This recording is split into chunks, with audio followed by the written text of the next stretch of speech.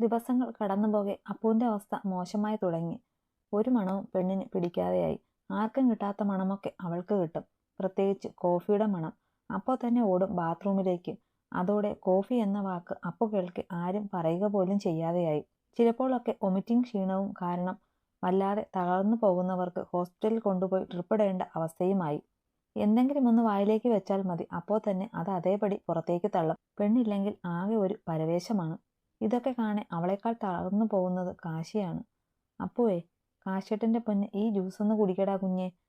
ഇന്ന് ഈ നേരമായിട്ടും ഒന്നും ആ വയറിൽ തങ്ങിയില്ലല്ലോ. ഇനിയിപ്പോൾ ഹോസ്പിറ്റലിൽ പോകേണ്ടതാണ്. ഒന്നും കഴിക്കാതെ എങ്ങനെയാടാ കുഞ്ഞെ പോകുന്നത്? ഇന്നലെ രാത്രി മുതൽ വൊമിറ്റ് ചെയ്ത് തൊണ്ടയൊക്കെ പൊട്ടി ആകെ വല്ലാതെ കിടക്കുവാണ് അപ്പു. ഇന്ന് സ്കാനിങ് പറഞ്ഞിട്ടുണ്ട്. എനിക്ക് വേണ്ട, ഒന്നും വേണ്ട എനിക്ക്. തൊണ്ടയൊക്കെ നോവുന്നുണ്ട് കാശിയേട്ടാ, പറഞ്ഞിട്ട് പെണ്ണ് അവൻ്റെ നെഞ്ചിലേക്ക് കുറെ കൂടി ചുരുണ്ടുകൂടി. ഇപ്പോൾ ഭയങ്കര വാശിയാണ് അവൾക്ക്. അതുപോലെ ഒന്ന് പറഞ്ഞ് രണ്ടാമത്തേന് കണ്ണു നിറയ്ക്കലും പദം പറച്ചിലും കൂടെയുണ്ട്. അവൾ അങ്ങനെ ഇരിക്കുന്നത് കാണുമ്പോൾ കാശിയുടെ ഉള്ളിൽ അവളോടുള്ള പ്രണയം നിറഞ്ഞങ്ങ് തുളുമ്പും. അപ്പുവേ, നിന്നെ ഇങ്ങനെ കാണാൻ വയ്യടാ. ആകെ ഇച്ചിരിയേ ഉണ്ടായിരുന്നുള്ളൂ. ഇപ്പോൾ ദേ അതിലും മോശം. ഇനി എന്നാണ് എൻ്റെ പെണ്ണിനെ ഒന്ന് നേരെയാക്കി കിട്ടുക? അവളുടെ മെലിഞ്ഞു നീണ്ടുപോയ വിരലുകളിൽ മുത്തിക്കൊണ്ട് അവൻ പറഞ്ഞു. സാരമില്ല, നമ്മുടെ വാവയ്ക്ക് വേണ്ടിയല്ലേ. എനിക്ക് ഒരു കുഴപ്പവുമില്ല. പതിയെ എല്ലാം ശരിയാവും. കാശിയുടെ നെഞ്ചിൽ നിന്ന് മെല്ലെ തല ഉയർത്തി പറഞ്ഞു പെണ്ണ്. ഇതൊന്ന് കുടിക്കടാ പെണ്ണെ, ഇത്തിരി കുടിക്കടാ. നമ്മുടെ വാവയ്ക്ക് വേണ്ടിയല്ലേ. അവളുടെ നെറ്റിയിൽ ചുംബിച്ച് ആ കുഞ്ഞു വയറിൽ അരുമയോടെ തലോടിക്കൊണ്ട് കാശി പറഞ്ഞു. ഇച്ചിരി മതിയേ. അവൾ പതിയെ പറഞ്ഞതും കാശി അവളെ മെല്ലെ എഴുന്നേൽപ്പിച്ചിരുത്തിയിട്ട് ജ്യൂസ് എടുത്തു കൊടുത്തു. മതി, ഇനി വേണ്ട. പകുതി കുടിച്ച ഗ്ലാസ് അവൻ്റെ കയ്യിലേക്ക് വെച്ചു കൊടുത്തിട്ട് അപ്പു പറഞ്ഞു. ഇതെന്താ അപ്പു ഇത്? ഛർദ്ദിച്ചാൽ അങ്ങ് പൊയ്ക്കോട്ടെ. ഇങ്ങനെ നീ കഴിക്കാതെ ഇരുന്നാൽ കുഞ്ഞിനാണ് അതിൻ്റെ കേട്, ഗൗരവത്തോടെ കാശി പറഞ്ഞു. വഴക്ക് പറയല്ലേ കാശിയേട്ടാ, തീരെ വേണ്ടാഞ്ഞിട്ടാണ്, പറഞ്ഞിട്ട് കണ്ണു നിറച്ച് മുഖവും കുനിച്ചിരുന്നു പെണ്ണ്. എൻ്റെ കുഞ്ഞെ, നീ ഇങ്ങനെ ആയാൽ ഞാൻ എന്ത് ചെയ്യോടി? അവളെ നെഞ്ചിൽ ചേർത്ത് പൊതിഞ്ഞു പിടിച്ചുകൊണ്ട് കാശി തിരക്കി. കുറച്ചുകൂടെ കഴിഞ്ഞാൽ ശരിയാകുമെന്നല്ലേ കാശിയേട്ടാ ഡോക്ടർ പറഞ്ഞത്? അപ്പോൾ ഞാൻ എല്ലാം വയറു നിറയെ കഴിച്ചോളാം, പതിഞ്ഞ ശബ്ദത്തിൽ വിതുമ്പിക്കൊണ്ട് പറയുന്നവളെ വാത്സല്യത്തോടെ ചേർത്ത് പിടിച്ചു കാശി. എനിക്ക് ഫുഡൊന്നും നേരെ കഴിക്കാൻ പറ്റാതെ ഇങ്ങനെ വൊമിറ്റ് ചെയ്യുന്നത് കൊണ്ട് വാവയ്ക്ക് തൂക്കക്കുറവ് വരുമോ അമ്മായി? ഹോസ്പിറ്റലിലേക്കുള്ള യാത്രയ്ക്കിടെ അരുന്ധതിയുടെ കയ്യിൽ മുറുകെ പിടിച്ചുകൊണ്ട് അപ്പോൾ മുന്നിലിരിക്കുന്ന കാശി കേൾക്കാതെ ഇരിക്കാൻ മെല്ലെ ചോദിച്ചു. ഒന്നും ഉണ്ടാവില്ല, എല്ലാം നല്ലതായിട്ടേ വരൂ. ഈ ഛർദിയും ആഹാരം കഴിക്കാൻ പറ്റാത്തതുമൊക്കെ ഇത്രയധികം ഇല്ലെങ്കിലും അനുവിനും ഉണ്ടായിരുന്നല്ലോ, ഞാൻ കണ്ടിട്ടുണ്ടായിരുന്നു. ഒന്നും ഓർത്ത് എൻ്റെ കുഞ്ഞുങ്ങൾ പേടിക്കരുത് കേട്ടോ. ഇത്രയും കാലം ഒരുപാട് വിഷമിച്ചിട്ടല്ലേ. ഇനി ഒരു സങ്കടവും ദൈവം തരില്ല, സന്തോഷം മാത്രമേ ഉണ്ടാവൂ. അവൾ ചോദിച്ചതുപോലെ ഒച്ച കുറച്ചു തന്നെ അരുന്ധതിയും പറഞ്ഞു. ഐഷുമ്മച്ചയും അലീഷ ആൻറ്റിയും ഒക്കെ ഇന്ന് ഇത് തന്നെയാണ് പറഞ്ഞത്. എന്നാലും ഓരോന്ന് ആലോചിക്കുമ്പോൾ എനിക്ക് പേടിയാവും. എൻ്റെ പേടി കാശിയേട്ടനോട് പറഞ്ഞാൽ ഏട്ടനും വിഷമിച്ചാലോ എന്ന് ഓർത്തിട്ടാണ് ഞാൻ ഇതൊന്നും പറയാഞ്ഞത്. അവരുടെ തോളിൽ ചാഞ്ഞ് കണ്ണുകൾ അടച്ചിരുന്ന് അപ്പു പറഞ്ഞു. കാശിയേട്ടൻ്റെ കുഞ്ഞു പോയിട്ട് വാ, നമ്മുടെ വാവയ്ക്ക് ഒരു കുഴപ്പവും ഉണ്ടായില്ല. സ്കാനിങ്ങിന് കയറും മുമ്പ് പേടിയോടെ എല്ലാവരെയും മാറി മാറി നോക്കി അപ്പുവിനെ പൊതിഞ്ഞു പിടിച്ച് നെറ്റിയിൽ ചുണ്ട് ചേർത്തുകൊണ്ട് കാശി പറഞ്ഞു. എനിക്ക് പേടിയുണ്ടെന്ന് കാശിയേട്ടന് മനസ്സിലായോ? ചോദിച്ചിട്ട് കണ്ണുകൾ വിടർത്തി അവനെ നോക്കി അപ്പു. എൻ്റെ പൊന്നിൻ്റെ മനസ്സ് എനിക്കല്ലാതെ വേറെ ആർക്കാ അറിയുക? പറഞ്ഞുകൊണ്ട് തന്നെ സ്കാനിങ് റൂമിൻ്റെ വാതിൽ തുറന്ന് അവളെ അകത്തേക്ക് കയറ്റി വിട്ടു കാശി. അമ്മയും കുഞ്ഞും നല്ല ഹെൽത്തി ആയിട്ട് തന്നെ ഉണ്ടാവും കാശി. ആ വാതുക്കൽ തന്നെ നിൽക്കുന്നവനെ ചേർത്ത് പിടിച്ച് കൊണ്ടുവന്ന് വെയിറ്റിംഗ് ഏരിയയിലേക്ക് ഇരുത്തിയിട്ട് സേതു പറഞ്ഞു. അവൾക്ക് കഴിക്കാനൊന്നും പറ്റുന്നില്ലല്ലോ അച്ഛാ. അവള് നേരെ എന്തെങ്കിലും കഴിച്ചാലല്ലേ കുഞ്ഞിന് ആരോഗ്യമുണ്ടാവുകയുള്ളൂ. ഇതിപ്പോൾ അവളും ആകെ ക്ഷീണിച്ചു. ഇനിയിപ്പോൾ കുഞ്ഞിൻ്റെ അവസ്ഥ എന്താണ് എന്ന് റിപ്പോർട്ട് കിട്ടുമ്പോൾ അറിയാം. കൈവെള്ളയിൽ മുഖം താങ്ങി ഇരുന്നവൻ സങ്കടത്തിൽ പറഞ്ഞു. എല്ലാം ശരിയാകും മോനെ. ഡോക്ടർ പറഞ്ഞത് 3 മാസം കഴിഞ്ഞാൽ ഈ ബുദ്ധിമുട്ടൊക്കെ മാറും എന്നല്ലേ. അത് കഴിയുമ്പോൾ അവൾ നന്നായിട്ട് ആഹാരമൊക്കെ കഴിച്ചോളും. അരുന്ധതി അവൻ്റെ തലയിൽ തലോടിക്കൊണ്ട് പറഞ്ഞു. ഡോക്ടർ എന്ത് പറഞ്ഞപ്പോ? സ്കാനിങ് കഴിഞ്ഞ് ഒരു നഴ്സിൻ്റെ കൈപിടിച്ച് ഇറങ്ങി വന്ന അപ്പുവിനെ കാശി ഓടി വന്ന് പൊതിഞ്ഞു പിടിച്ചുകൊണ്ട് തിരക്കി. അവർ ഒന്നും പറഞ്ഞില്ല കാശിയേട്ടാ, ഗൗരി ഡോക്ടർ പറയും എന്ന് പറഞ്ഞിട്ട് ചിരിച്ചു കാണിച്ചു. അതൊരു മൂശാട്ടയാണെന്ന് തോന്നുന്നു. കാശിയുടെ നെഞ്ചോരം ചേർന്ന് പതിയെ അവൻ്റെ ചെവിയിൽ കുറുമ്പോടെ പറഞ്ഞു അപ്പു. അതിനെന്താ, അവരൊന്നും പറയണ്ട, നമുക്ക് ഡോക്ടറോട് ചോദിക്കാം. വാ, ഇപ്പോൾ അവിടെ പോയിരിക്കാം, പറഞ്ഞിട്ട് അരുന്ധതി ഇരിക്കുന്നിടത്തേക്ക് അവളെയും കൂട്ടി നടന്നു കാശി. പാവ നന്നായിട്ടിരിക്കുന്നു എന്ന് ഒന്നറിഞ്ഞാൽ മതിയായിരുന്നു. അവൻ്റെ കയ്യിൽ മുറുകെ പിടിച്ചുകൊണ്ട് അവൾ കസേരയിലേക്ക് ഇരുന്നു. മടുത്തോ മോളെ? അരുന്ധതി അവളുടെ കയ്യിൽ തലോടിക്കൊണ്ട് തിരക്കി. ഏയ് ഇല്ല, ഇനി ഗൗരി ഡോക്ടറെ കൂടെ കണ്ടാൽ സമാധാനമായി. അപ്പോൾ അവരുടെ തോളിൽ ചാഞ്ഞു കിടന്നുകൊണ്ട് പറഞ്ഞു. ഡോക്ടർ ഇപ്പോൾ വിളിക്കും, അവർ അവളെ ചേർത്ത് പിടിച്ചുകൊണ്ട് പറഞ്ഞു. ഗൗരി ഡോക്ടറുടെ റൂമിലേക്ക് കയറുമ്പോൾ അപ്പുവിന്റെ കൈയൊക്കെ തണുത്തു മരവിച്ചിരുന്നു. പേടിക്കല്ലേ അപ്പു, നമ്മുടെ വാവയ്ക്ക് ഒന്നും ഉണ്ടാവില്ല, നല്ല ഹെൽത്തി ആയിട്ട് ഇരിക്കുന്നുണ്ടാവും. ഡോക്ടർ എന്തു പറയുമെന്ന് ഓർത്തുള്ള പേടി കൊണ്ട് വിറയ്ക്കുന്ന അവളുടെ ദേഹം കൈക്കുള്ളിൽ ഒതുക്കി പിടിച്ചുകൊണ്ട് ആ റൂമിനുള്ളിലേക്ക് കയറി കാശി. ആഹാ, വാടോ, എങ്ങനെയുണ്ട് അർപ്പിത? 30 വയസ്സോളം പ്രായം വരുന്ന സുന്ദരിയായ ഡോക്ടർ ഒരു ചിരിയോടെ കസേരയിൽ ചാഞ്ഞിരുന്ന് ചോദിച്ചു. കുഴപ്പമില്ല, നന്നായിട്ടിരിക്കുന്നു. കാശി ഒന്ന് നോക്കിയിട്ട് അപ്പു മെല്ലെ പറഞ്ഞു. ഇപ്പോൾ വൊമിറ്റിംഗ് എങ്ങനെയുണ്ട്? ഫുഡൊക്കെ കഴിക്കാൻ തുടങ്ങിയോ? അവർ മുന്നോട്ട് ആഞ്ഞിരുന്ന് റിപ്പോർട്ട് എടുത്ത് തുറന്നു നോക്കിയിട്ട് തിരക്കി. ഫുഡൊന്നും കഴിക്കാൻ പറ്റുന്നില്ല. നേരത്തെ പോലെ തന്നെ കഴിച്ചാലും അത് മൊത്തം പുറത്തേക്ക് കളയും. ഇന്നലെയൊക്കെ തൊണ്ട പൊട്ടിയിട്ടുണ്ടായിരുന്നു. 3 മാസം തികയാൻ പോകുകയല്ലേ, ഇനിയിപ്പോൾ വൊമിറ്റിംഗ് ഒക്കെ മാറുമായിരിക്കും അല്ലേ മാഡം? അപ്പുവിന്റെ മുഖത്തേക്ക് അതിയായ വാത്സല്യത്തോടെ നോക്കിയിട്ട് ഡോക്ടറോട് ചോദിച്ചു കാശി. അതൊക്കെ മെല്ലെ മാറിക്കൊള്ളും. വൊമിറ്റിംഗ് ചെയ്യുന്നു എന്ന് കരുതി ഫുഡ് കഴിക്കാതെ ഇരിക്കരുത്. ഇതുവരെ 2 പേർക്കുള്ള ഫുഡ് കഴിക്കാനാണ് ഞാൻ പറഞ്ഞത്. അതിനി 3 ആൾക്കുള്ളത് ആക്കിക്കൊള്ളൂ, വിടർന്ന ചിരിയോടെ ഡോക്ടർ പറഞ്ഞു. എനിക്ക് മനസ്സിലായില്ല. എവിടെയോ എന്തൊക്കെയോ മനസ്സിലായി എങ്കിലും ക്ലിയർ ആവാതെ കാശി എടുത്തു ചോദിച്ചു.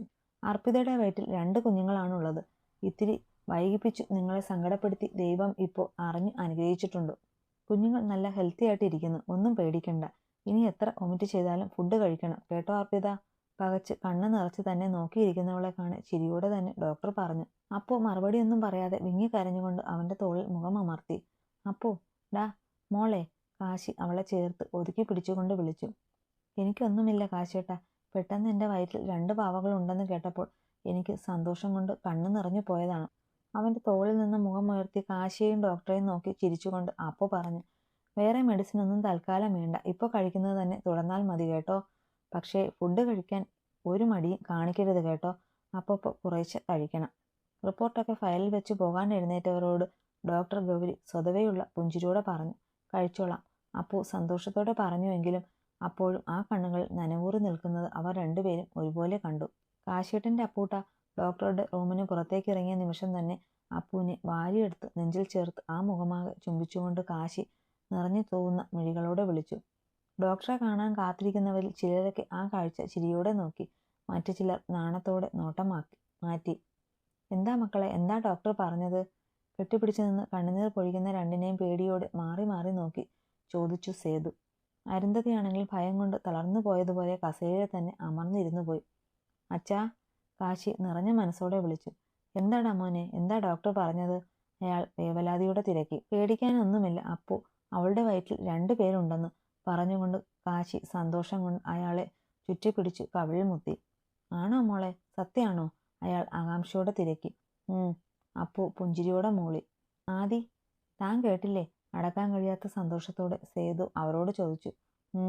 അവർ സന്തോഷത്തോടെ മൂളി. ഒപ്പം എഴുന്നേറ്റ് വന്ന് അപ്പുവിനെ ചേർത്ത് പിടിച്ച് നെറ്റിയിൽ മുത്തി. 2 വാവമാർക്ക് കിടക്കാൻ എൻ്റെ വയറ്റിൽ സ്ഥലമുണ്ടാവോ അമ്മായി? അരുന്ധതിയുടെ കാതിൽ രഹസ്യമായി ചോദിച്ചുകൊണ്ട് വയറിൽ അരുമയോടെ തലോടി അപ്പു. കുഞ്ഞുങ്ങൾ വലുതാകുന്നതിനനുസരിച്ച് വയറും വലുതാകും. അവർക്ക് ഓടിക്കളിക്കാനുള്ള സ്ഥലമുണ്ടാകും എൻ്റെ കുഞ്ഞിൻ്റെ വയറിൽ. അവളെ ചേർത്ത് പിടിച്ച് സ്നേഹത്തോടെ പറഞ്ഞു അരുന്ധതി. ഇനി ഇവിടെ ഒന്നും ചെയ്യാനില്ലല്ലോ, നമുക്ക് പോകാം. സേതു പറഞ്ഞതും തലയാട്ടിക്കൊണ്ട് കാശി അപ്പുവിനെ പൊതിഞ്ഞു പിടിച്ച് മുന്നോട്ട് നടന്നു. ഈശ്വര, കുറച്ച് വേദനിപ്പിച്ചുവെങ്കിലും ഇപ്പോൾ നീ എൻ്റെ കുട്ടികളെ അറിഞ്ഞ് അനുഗ്രഹിച്ചല്ലോ. ഇനി ഒരു പോറൽ പോലും ഏൽക്കാതെ അമ്മയെയും മക്കളെയും നീ തന്നെ കാക്കണേ. എൻ്റെ പൊന്നു മോന് അവരില്ലാതെ ഇനി ശ്വാസം പോലും വിടാനാവില്ല എന്ന് നിനക്കറിയാമല്ലോ. എൻ്റെ കുട്ടികളെ കാത്തോണേ ഭഗവതി. മുൻപിൽ നടന്നു പോകുന്ന മക്കളെ നോക്കി അരുന്ധതി മനസ്സിൽ പ്രാർത്ഥിച്ചുകൊണ്ട് സേതുവിൻ്റെ കൈ പിടിച്ച് അയാൾക്കൊപ്പം നടന്നു. അന്ന് രാത്രി അറയ്ക്കൽ കുടുംബക്കാരും വല്ലശ്ശേരി ജഗന്നാഥനും ദേവകിയും അമലും അവൻ്റെ വീട്ടുകാരും അച്ചുവും അവളുടെ വീട്ടുകാരും മനുവും കുടുംബവും ആദിയും സോണിയും ഒക്കെ ചേർന്ന് രാഗത്തിൽ ആഘോഷം തന്നെയായിരുന്നു. അവരൊക്കെ മനസ്സ് നിറഞ്ഞ് സന്തോഷിക്കുന്ന ആ സമയത്ത് അപ്പുവിനെയും കാശിയെയും അരുന്ധതിയെയും പ്രാഗിക്കൊണ്ട് വല്ലശ്ശേരി തറവാട്ടിലെ അകത്തളത്തിൽ ഒരിക്കലും നന്നാവാത്ത ജന്മമായി മനസ്സിൽ നിറയെ ഇരുട്ടുമായി സ്വയം ഒന്ന് എഴുന്നേറ്റിരിക്കാൻ പോലും കഴിയാത്ത ഹേമയും ഉണ്ടായിരുന്നു. അപ്പോയെ, എന്തിനാ കുഞ്ഞ ഇപ്പൊ ഈ പിണക്കം? വീർത്തു നിൽക്കുന്ന വയറിൽ കൈ ചേർത്ത് വെച്ച് ഹെഡ് ഡ്രസ്സിൽ ചാരി വീർത്ത മുഖത്തോടെ ഇരുന്നവളുടെ ആ കുഞ്ഞുമുഖം അവന്റെ ചോദ്യം കേൾക്കെ കുറെ കൂടി വീർത്തു. അപ്പൂസേ, കാശി അവളോട് ചേർന്നിരുന്ന് വീണ്ടും വിളിച്ചു. എന്നോട് മിണ്ടണ്ട, ഞാൻ പിണങ്ങിയിരിക്കുവാണ് പറഞ്ഞിട്ട് അപ്പു വാശിയോടെ മുഖം തിരിച്ചിരുന്നു. 4 മാസം കഴിഞ്ഞതോടെ പെണ്ണിന് വൊമിറ്റിങ്ങും ക്ഷീണവും ഒക്കെ മാറി ഫുഡൊക്കെ കഴിച്ചു തുടങ്ങി. 1.5 മാസമായി ജോലിക്കും പോകുന്നുണ്ട്. 6-ാം മാസം തുടങ്ങി പെണ്ണിന്. ഇന്ന് ബാങ്കിൽ വെച്ച് ഈ മുഖം കുട്ടിക്കാലം പോലെ വീർത്തതാണ്. എത്ര ആലോചിച്ചിട്ടും അതിൻ്റെ കാരണം മാത്രം കാശിക്ക് മനസ്സിലായില്ല.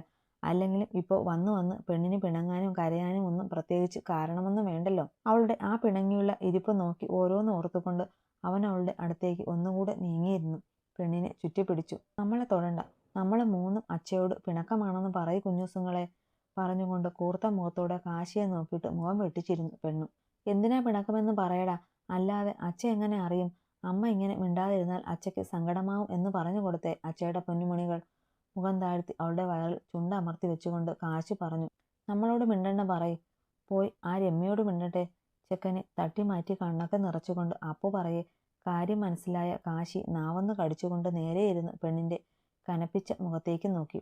അപ്പുവേ, അവളുടെ ഫോൺ അവളുടെ ആ ക്യാബിനിൽ മറന്നു വെച്ചിട്ട് പോയി. അതെടുക്കാനാണ് വന്നത്, അല്ലാതെ വേറെ ഒന്നിനുമല്ല. കാശി പെണ്ണിന്റെ തോളിലൂടെ കൈ ചുറ്റി തന്റെ ദേഹത്തേക്ക് ചേർത്ത് കൊണ്ട് പറഞ്ഞു. അതൊക്കെ എനിക്കറിയാം. എന്നാലും അവൾ കാശിയേട്ടൻ്റെ അടുത്ത് വരുന്നതോ സംസാരിക്കുന്നതോ ഒന്നും എനിക്കിഷ്ടമല്ല. പറയുമ്പോൾ വീർത്ത മുഖത്തിന് ഒരയവൊക്കെ വന്നിട്ടുണ്ട്. സിനിയും ആഷയും ഒക്കെ എന്നോട് ചിരിക്കുകയും സംസാരിക്കുകയും ചെയ്യുന്നുണ്ടല്ലോ. അപ്പോഴൊന്നും എൻ്റെ അപ്പൂട്ടന് ഒരു പ്രശ്നവുമില്ലല്ലോ. ഈ രമ്യ സംസാരിക്കുമ്പോൾ മാത്രം എന്താ എൻ്റെ കുഞ്ഞിന് കുശുമ്പ് കയറുന്നത്? അവളെ മടിയിലെടുത്തിരുത്തി ആ മുഖം നെഞ്ചോട് ചേർത്ത് വെച്ച് അവളുടെ വീർത്ത വയറിൽ തലോടിക്കൊണ്ട് കാശി തിരക്കി. എനിക്ക് രമ്യയെ ഇഷ്ടമല്ല. അവൾ കാശിയേട്ടനെ നോക്കുന്നതും ചിരിക്കുന്നതും ഒന്നും ഇഷ്ടമല്ല. സിനിയോ ആഷ ചേച്ചിയോ ഒന്നും ആ രമ്യയെ പോലെയല്ല. അവരൊക്കെ നല്ലതാ. രമ്യ അവൾ ചീത്ത പെണ്ണാണ്. കാശിയേട്ടൻ എൻ്റെയാണ് എന്ന് അറിയാമായിരുന്നിട്ടും അവളെ എപ്പോഴും കാശിയേട്ടനെ ആഗ്രഹിക്കുന്നുണ്ട്. അതവരുടെ നോക്കിലും വാക്കിലും ഒക്കെ അറിയാം. അപ്പോൾ കിതപ്പോടെ അവൻ്റെ നെഞ്ചിൽ മുഖം പൂഴ്ത്തി വെച്ചുകൊണ്ട് പറഞ്ഞു. എൻ്റെ കുഞ്ഞെ, നീ ഇതെന്തൊക്കെയാണ് കണ്ടുപിടിച്ച് വച്ചിരിക്കുന്നത്? അവളോട് ഞാൻ ആവശ്യമില്ലാതെ സംസാരിക്കാറൊന്നുമില്ലടാ. ഒരു പ്രത്യേക താല്പര്യവും കാണിച്ചിട്ടുമില്ല. കാശി അവളുടെ തലയിൽ ചുണ്ടു ചേർത്ത് വെച്ചുകൊണ്ട് വല്ലായ്മയോടെ പറഞ്ഞു. എനിക്കറിയാലോ എൻ്റെ കാശിയേട്ടൻ അങ്ങനെയുള്ളതല്ല എന്നൊക്കെ.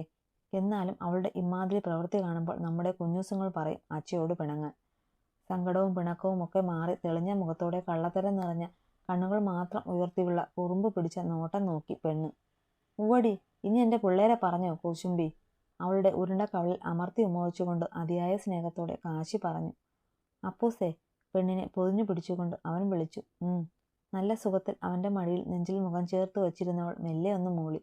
ഇനിയും നീ ഇങ്ങനെ വേണ്ടാത്ത കാര്യമൊന്നും ചിന്തിച്ച് മനസ്സ് വിഷമിപ്പിക്കരുത് കേട്ടോ. ഞാനേ എപ്പോഴും വിചാരിക്കും ആ പെണ്ണ് എന്തോ ചെയ്തിട്ട് പോട്ടെ എന്ന്.